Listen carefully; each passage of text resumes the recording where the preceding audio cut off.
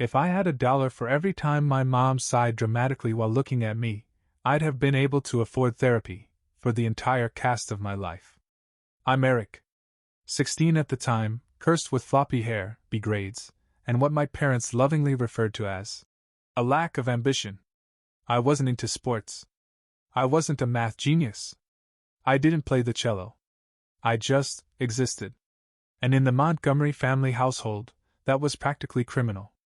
We lived in a 2-story suburbia special, beige siding, fake shutters, and a "Live, laugh, love" sign that hung above our microwave like a sarcastic prophecy. My dad, Craig, was a man of few words, unless you counted passive-aggressive grunts during dinner.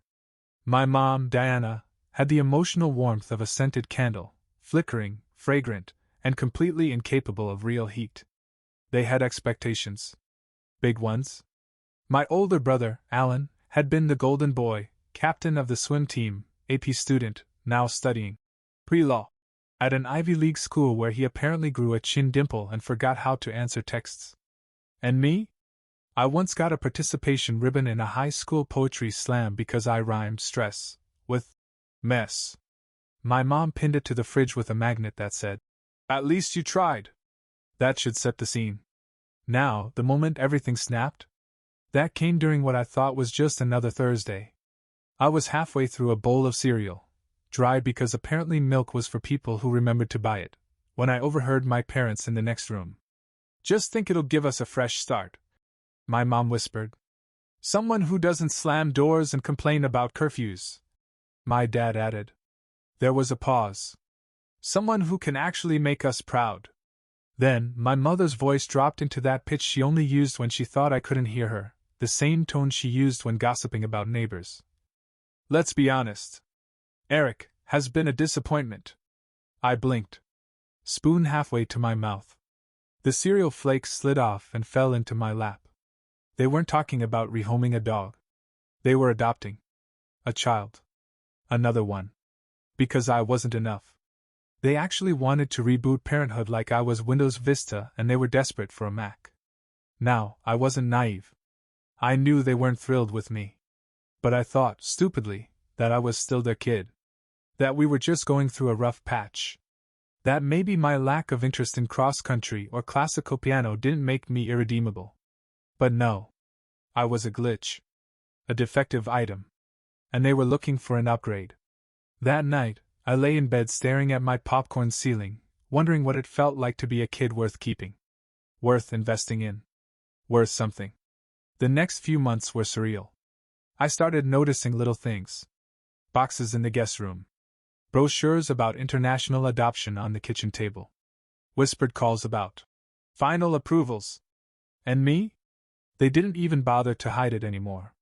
My mom once told me, while rearranging the spice rack, "This next time, we'll do better." Like I was a Pinterest project that went off the rails. I remember laughing. Loudly. Then locking myself in the garage for an hour just to scream into a folded beach towel. By the time I turned 17, I had a plan. It wasn't a good plan. It involved a Craigslist roommate, a bus ticket, and a suitcase that squeaked like a broken accordion. But it was my plan. And it was freedom. When I left, no one stopped me. No dramatic goodbyes. No. "We'll misuse." My mom barely looked up from her tablet. My dad just muttered, "Keep in touch," which I think was more directed at his fantasy football league. The last thing I saw was a baby blanket draped over the couch, soft pink, with the name, Madison, stitched in cursive. Their new beginning. Their clean slate. Their replacement. I closed the door quietly. But in my chest? It slammed. The day I left, I had $182, a rolling suitcase with one working wheel, and a backpack that smelled vaguely like wet ramen noodles and spilled Dr. Pepper. My dreams were folded inside 2 pairs of jeans, a hoodie, and a spiral notebook with my old school schedule still tucked in the front flap. I moved into a studio apartment above a liquor store on the edge of town. My roommate, Sean, was a 26-year-old tattoo apprentice with a man bun, a collection of lizards, and a poster that said, "No regrets," misspelled. He was also one of the kindest human beings I'd ever met. "Rent's due on the 5th. He told me while feeding live crickets to his bearded dragon named Deborah. Also, the hot water screams sometimes. Just let it. And so, that was home. We had one pan, 2 mugs, and a single folding chair that we took turns using depending on who was having the worst day. I once sat on a milk crate for 8 hours finishing a paper on medieval trade routes, only for my laptop to crash before saving. I ate instant noodles while whispering threats to Microsoft Word like it could hear me. I started working wherever I could. A gas station night shift. Then mornings as a stock boy at a discount grocery store. I got good at pretending I didn't need sleep. Or food. Or affection. My social life consisted of awkward nods with regular customers and Deborah giving me judgmental side eyes when I microwaved hot dogs at 3 a.m. Most nights I fell asleep on a futon that had the structural support of a soggy cardboard box. Sometimes I dreamed that I was back home, my mom handing me a cup of coffee and saying, "We're proud of you." Then I'd wake up to a cold floor and the faint sound of Sean doing breathing exercises while listening to whale sounds.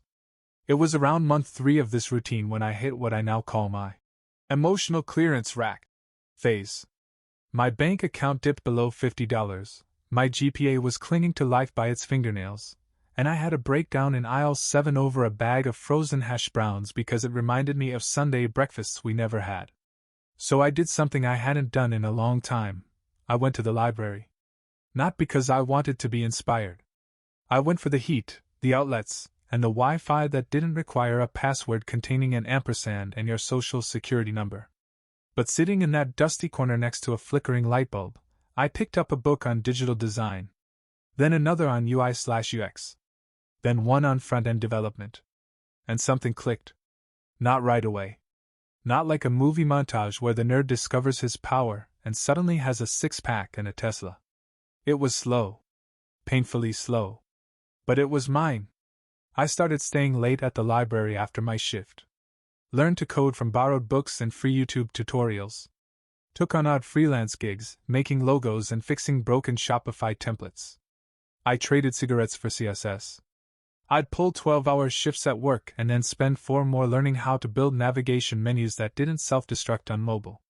There were nights I cried from stress, hunger, or pure exhaustion, and sometimes all 3. But every time I thought about quitting, I remembered that blanket on the couch back home. Madison. Stitched in pastel pink, like a Hallmark knife in my spine. They replaced me. So I built something that couldn't be replaced.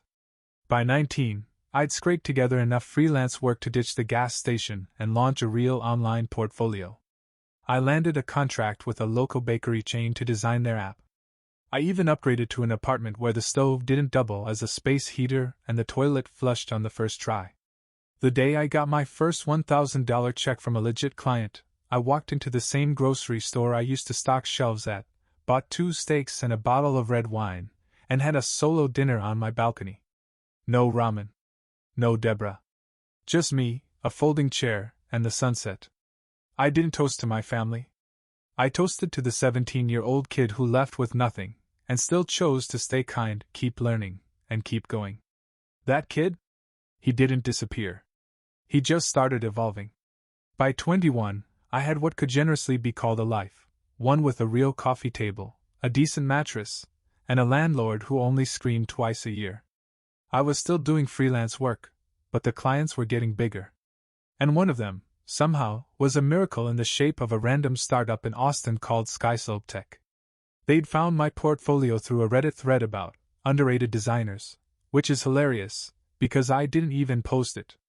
Some random dude I helped fix a PayPal widget shouted me out, and boom, a DM slid into my inbox. "Hey, love your site. We're scaling. Need someone to help us build out our client dashboard. Interested?" I thought it was a scam. I even Googled how to tell if a startup is fake. But the next thing I knew, I was on a video call with their co-founder, a guy in his early 30s with a man bun, glasses, and a mug that said, "Let's disrupt lunch." "You work fast," he said after my second draft mock-up. "And you think like an ops guy. You ever want to go full-time?" My hand twitched. Full-time? Like salary? Like benefits? Like dental? I said yes. Of course I said yes. Then I screamed into a pillow, tripped over my own shoes, and burned a grilled cheese from sheer excitement. It was perfect. Within 6 months, I was leading the front-end product team. Within a year, I had a team of 3 under me. By 23, I had a business card that didn't look like I printed it at Kinko's, and a calendar so full, my younger self would have assumed I got famous or arrested. I moved to the city, leased an apartment with actual square footage, and bought a desk that wasn't also a nightstand. I donated the hoodie I ran away into Goodwill, not out of drama, but because it smelled like stale dreams and sheep noodles. One day, I walked into a co-working event, the kind with kombucha taps and tech bros in Patagonia vests, and introduced myself as Eric Montgomery, head of UX at Skyslope Tech. The words felt strange in my mouth, like I'd borrowed them from a cooler version of me. But the woman beside me nodded like it was normal. She handed me her card and said, "We've heard good things. You're building something strong."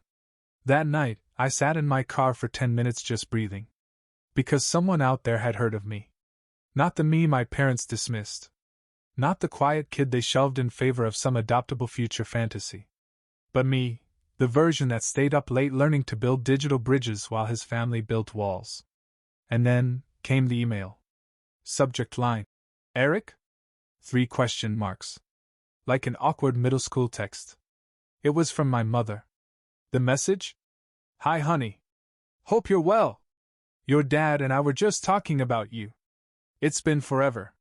Funny thing, we saw your name in a business journal this week. Looks like you're doing big things. Would love to catch up. Are you free this weekend? Madison's in town too, smiley face." I read it twice. Then laughed so hard I nearly fell off my ergonomic chair. Because of course, the first time they reached out in years was after seeing my name in a glossy magazine. Not when I got my GD. Not when I landed my first real job. Not when I launched my team. But now that I was worth mentioning at dinner parties? Now they cared. I didn't reply. Not because I was angry, but because I finally wasn't. I didn't answer the email. Not that weekend. Not the next one. I left it unread like a ghost in my inbox, a little haunting reminder that I was finally living a life they didn't get to narrate. But apparently, leaving them unread wasn't enough. Because they showed up. At my office. On a Wednesday. Now, a bit of context here. My office isn't some downtown glass tower. It's a slick, open layout building in a renovated warehouse district. Think exposed brick, fancy light fixtures, and chairs that are ergonomic, but still murder your spine if you sit for longer than 40 minutes. We don't have a receptionist, we have a community experience coordinator named Gabe who wears rings on every finger and thinks oat milk is a personality trait. So when Gabe popped his head into our meeting room and whispered, "Hey, Eric? There's a woman here who says she's your mother," I thought he was joking. Until I saw the shoes. Low bay heels. Exactly the kind Diana Montgomery would wear to make it look like she dressed down for something. And behind her? Craig Montgomery. Holding a manila folder like he thought it would shield him from judgment. And then, like a cherry on top of a sundae no one ordered, there was Madison. She must have been around 13, with long blonde hair, wireless earbuds, and a hoodie that said, "Trust no one." At least she had irony on her side. "Eric!" My mom beamed like this was a surprise birthday party and not a hostile act of corporate trespassing. "Sweetheart, you look wonderful." I stood frozen in the doorway, every neuron in my body screaming what the hell is happening. My team peeked out from the meeting room, silent as stunned meerkats. My mom leaned in like she expected a hug. I didn't move. My dad offered a stiff smile. "We were in the area." "Sure." Because suburban parents often happen to be in the area of a startup office they haven't seen in 7 years. "Can we talk?" my mom asked. Right there, in front of everyone. Like this was a family brunch and not a workplace where I had a meeting in 5 minutes with the dev team on deadline. I stared at them. Then turned to Gabe. "Hey," I said calmly. "Can you call building security?" Diana blinked. "Excuse me? I'm working," I said. "You didn't call. You didn't ask. You just showed up." Craig's face darkened. We're your parents. Exactly, I said. And that hasn't meant anything in a long time. Gabe, to his credit, handled it like a pro. He didn't yell. Didn't make a scene. Just walked over, hands clasped like a neutral monk, and said, Sorry, folks. This is a secure floor. If you don't have a visitor badge, I'm going to have to escort you out. My mother looked like she'd swallowed a lemon whole. You'd really do this? She whispered, voice cracking just a bit. To your family? I met her eyes, and in the clearest, steadiest voice I'd ever used with her said, I'm not doing this to my family. I'm doing it to the people who decided I wasn't worth keeping. Craig looked like he wanted to argue, but didn't. Gabe motioned toward the elevator. Madison didn't say a word. She just looked at me, this weird, unreadable expression on her face, and followed them silently as they disappeared behind the glass doors. It wasn't dramatic. It wasn't loud. It was just final. The moment the doors closed, I turned around and walked back into the conference room like nothing happened. Sorry, I told the team. Family. You know how it is. They nodded slowly. No one said a word. But someone, I still don't know who, dropped a chocolate bar on my desk later that day. No note. Just chocolate. Honestly? Better than flowers. 3 days passed. No emails. No texts. No sudden knocks at the office door. For a second, I thought they might have actually gotten the message, the kind you don't write, but deliver with a firm, Please escort these people out. Then, Friday afternoon, I got a notification from the front desk at my building. A package. No return address. Just my name, cleanly typed on a label stuck to a thin manila envelope. For a half second, I thought, maybe it's a cease and desist. Maybe they're suing me for emotional damages because I hurt their feelings with my existence. But when I opened it, it wasn't legal drama. It was a letter. Not typed, handwritten. In messy blue ink. The handwriting didn't look familiar. It wasn't my mom's script, or my dad's rigid block caps. It was from Madison, the girl who'd replaced me. Dear Eric, I don't know if I should be writing this, but I found your name online and then I saw what happened at your office. I just wanted to say, I didn't know. I didn't know they had another son. They never talked about you. It was always just, our first attempt didn't work out. Like you were some starter plant that died before they figured out how to water it. I didn't even learn your name until last year, when I found a box in the garage with your high school notebooks and a picture of you on a bike. I asked them who you were and they just said, It's complicated. I guess this is my way of saying, I'm sorry.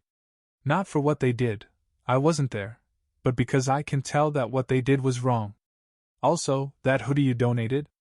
I wear it sometimes. I don't know why I'm telling you that. Maybe because it still smells like sadness and cinnamon. Anyway, you don't have to write back. But I just wanted you to know you weren't a ghost. They tried to erase you. But you're still here. Madison. P.S. I liked your article in the Tech Journal. It was the first time I saw someone in our family do something real. I sat there staring at the letter for a long time. Long enough for my coffee to go cold.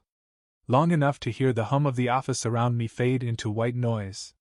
Because for the first time, someone in that house, the house that discarded me, had acknowledged what happened. No gaslighting. No. We were trying our best. Just I see you. I tucked the letter back into the envelope, gently, like it was something fragile. Then I went home and pulled out a box I hadn't touched in years. Inside were the scraps of my old life, half-written poems, a cracked iPod, a birthday card from my aunt, and a post-it note from Sean that read, Don't let them define you, man. Beneath it all? A printed photo of me at 14, holding a trophy from a junior robotics meet. I remembered that day clearly. My mom didn't show. Dad texted, Don't let it go to your head. That photo was the last time I smiled with my full face before learning what disappointment looked like from across the dinner table. I pulled out one of my old sketchbooks and started drawing. Not wireframes. Not product interfaces. But the house.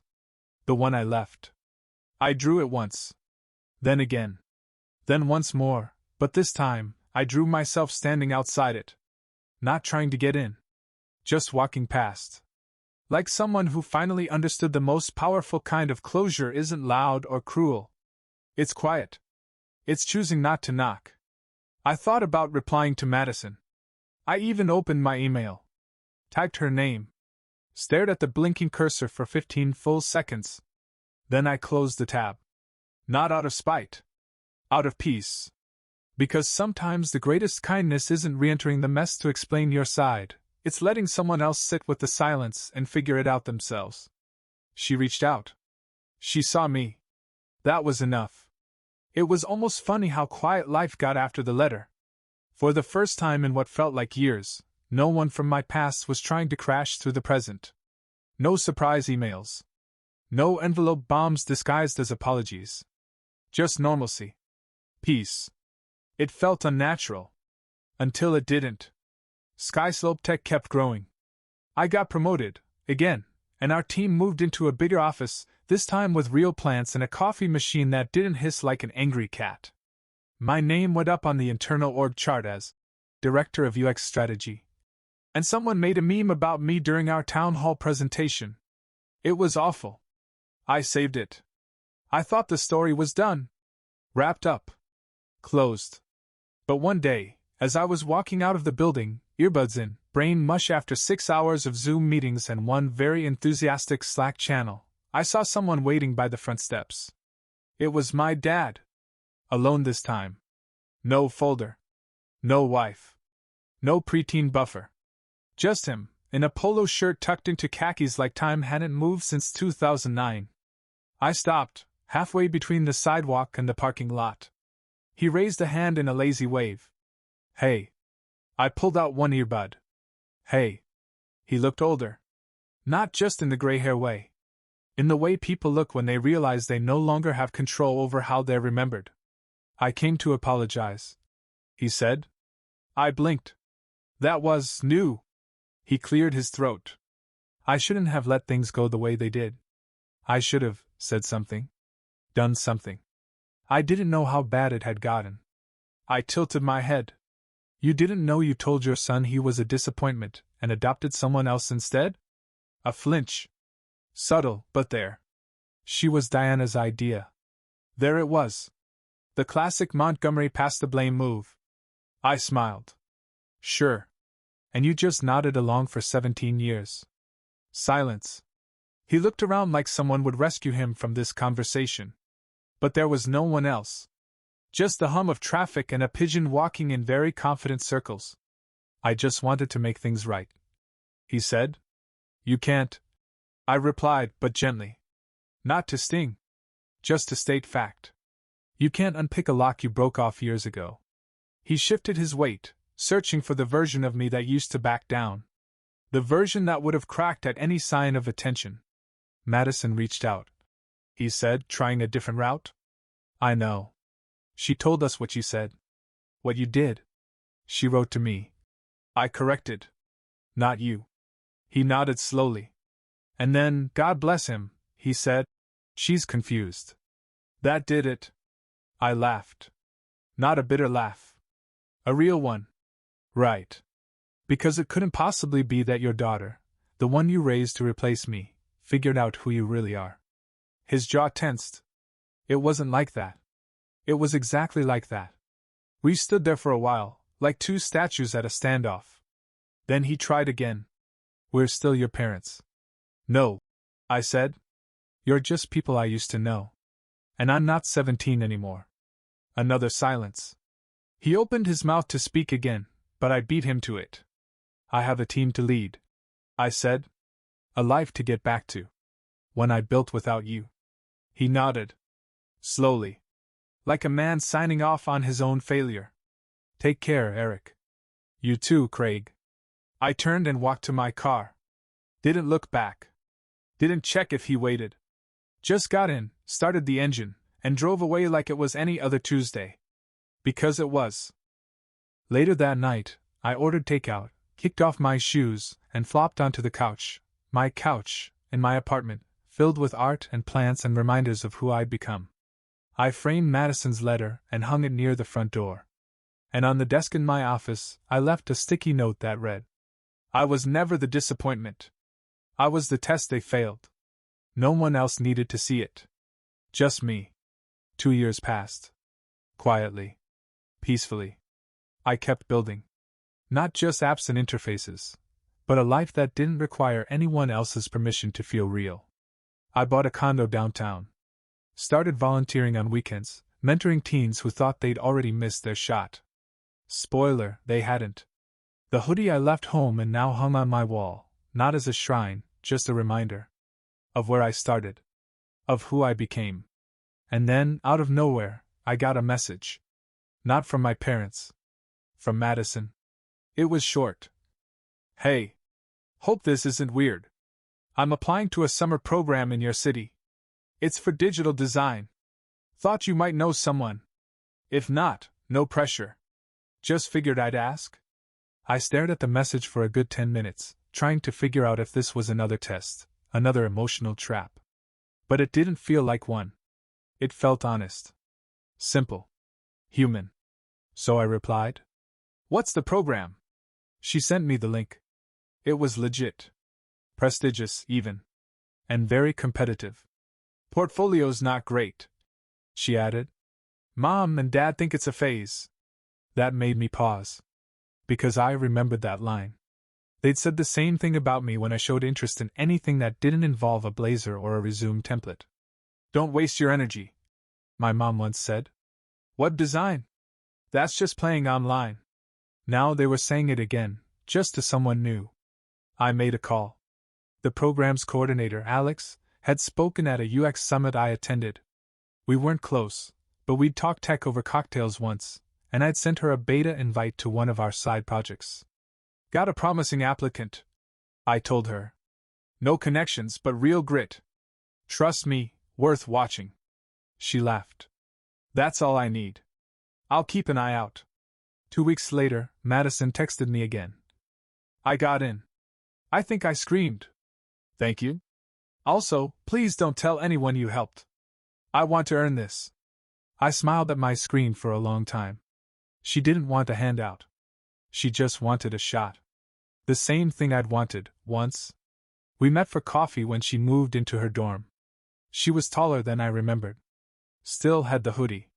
Still wore her hair in that loose braid that said, "I rolled out of bed but I cared just enough." "Don't expect a hug," she warned when we met. "Trust me," I said. "My default setting is no touching." We talked for an hour. About the program. About our weird family. About how weird it was that we were even sitting together. "They still don't talk about you," she said. "But I bring you up sometimes. I think it pisses them off." I snorted. "Good. Stir the pot. Craig still insists you were the one who left." "I did," I said. "That doesn't mean I was wrong." She nodded. Stirred her coffee. Then asked quietly, "Do you hate them?" I paused. Thought about it. "No," I said. "I just stopped needing them." That was the difference. Hate clings. But peace? Peace walks away. We sat in silence after that. A comfortable one. The kind you earn. Then I paid for her coffee and told her to go wreck that summer program. As she left, she tossed me a look over her shoulder. "You know," she said. "They always said you were a disappointment. But maybe that's because you were the first one who refused to become them." I didn't reply. Didn't need to. She walked off. And for the first time, I realized something. They hadn't replaced me. They just delayed meeting the version of me who couldn't be erased. 6 months later, I got a LinkedIn notification that nearly made me spit coffee on my keyboard. "Craig Montgomery has viewed your profile." Of course he had. The same week my startup launched its biggest update yet, the same week my face showed up on Tech Insider's Top 30 UX Leaders Under 30 list, and the same week my team's new app hit 100K users. He was probably scrolling in disbelief, wondering how the disappointment got here without his coaching, funding, or unsolicited advice on personal branding. I ignored the notification. But something interesting happened a week after that. I got an email from a former teacher, Mr. Valenti, High School Computer Science. The guy who once called my JavaScript accidentally poetic, and got mocked by the principal for suggesting I had potential. He'd retired recently. But now, he was teaching part-time coding classes at the local rec center for underprivileged teens. And he had a question. Heard about your journey from a former student. Would you ever consider speaking to the class? Just one session. Your story, it matters. I almost said no. Then I thought about the hoodie, the attic box, the frozen hash browns, the broken folding chair, and Deborah the lizard. I said yes. 2 weeks later, I was standing in front of 15 teenagers with varying levels of skepticism, curiosity, and TikTok addiction. One kid asked if I drove a Lambo. I said no, but my car had Bluetooth and that felt like a win. We didn't talk about success. We talked about failure. About staying. About how you don't need your name spoken at the family dinner table to make it count in the world. After the session, a girl came up and whispered, "My parents don't get me there. But I think I still might get somewhere." I gave her my business card. Not because I'm important, but because she is. Later that night, I walked home through the city, hoodie zipped, wind cutting sideways through the buildings, and I passed a bookstore I used to avoid because they once kicked me out for reading graphic novels too long without buying. But this time, something caught my eye in the window. It was a display table. Books on self-worth. Memoirs. And right there in the middle, a hardcover with bold lettering. The Echo Effect, Building What They Said You Couldn't. My book. I didn't think they'd actually go through with the full print run. But there it was, a real thing. With pages. And a barcode. And a blurb from someone who once laughed at my resume because it didn't have enough edge. I stepped inside. Bought the first copy. The cashier smiled. "Author shares your name." I smiled back. "Yeah. Weird coincidence." I took the book home, set it on my shelf, and sent one person a copy. Madison. Inside I wrote. "They told me I was in error. I turned it into a blueprint." No reply came. Not right away. But I didn't need one. Sometimes you don't need revenge. You just need receipts. And I had them. In ink. On paper. On shelves. In my apartment. In my piece. And in the look on their faces the day they showed up, expecting weakness, and got security. They replaced me with a stranger. But I rewrote the ending with my own name in bold. And this time? No one gets to skip the reading.